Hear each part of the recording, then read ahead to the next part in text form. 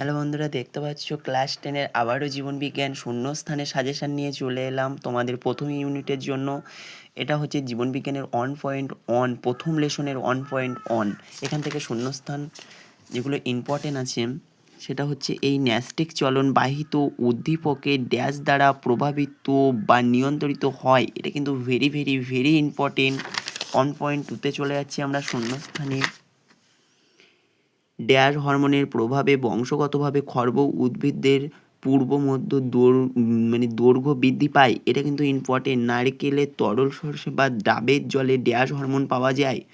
তারপরে ড্যাশ হরমোনের উদ্ভিদদের পরিপক্ক বা বীজ খুব বেশি পরিমাণ পাওয়া যায়।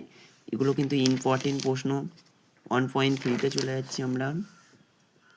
আয়োডিনের অভাবে ড্যাশ হরমোনের সংশ্লেষের ব্যবহার হয়। তারপরে হচ্ছে ড্যাশ হরমোনের প্রভাবে বিপদকালে ত্বকের লোম খাড়া হয়ে ওঠে। এটা কিন্তু ভেরি ভেরি ইম্পর্টেন্ট। এই ড্যাশ হরমোনের প্রভাবে বিপদকালে আমাদের ত্বকের লোম কেন খাড়া হয়ে ওঠে, এটা কিন্তু ভেরি ভেরি ইম্পর্টেন্ট। 1.4-এ চলে যাচ্ছি আমরা।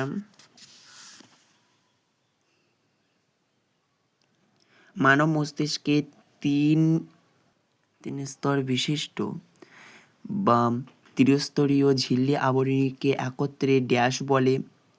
তারপরে মানব চোখের লেন্সের ফোকাসের দৈর্ঘ্য প্রয়োজন মতো পরিমার্য করার পদ্ধতিকে ড্যাশ বলা হয়। 1.5-এ চলে যাচ্ছি আমরা। সচল অস্থি সন্ধিতে ড্যাশ তরল থাকে। পায়রার একটি ডানায় ড্যাশটি রেমিজেটস নামক পালক থাকে। এগুলো কিন্তু ভেরি ভেরি ইম্পর্টেন্ট, তোমরা নোট করে রাখবে। 99% কমন পেতে পারো প্রথম পরীক্ষায় বা প্রথম ইউনিটে।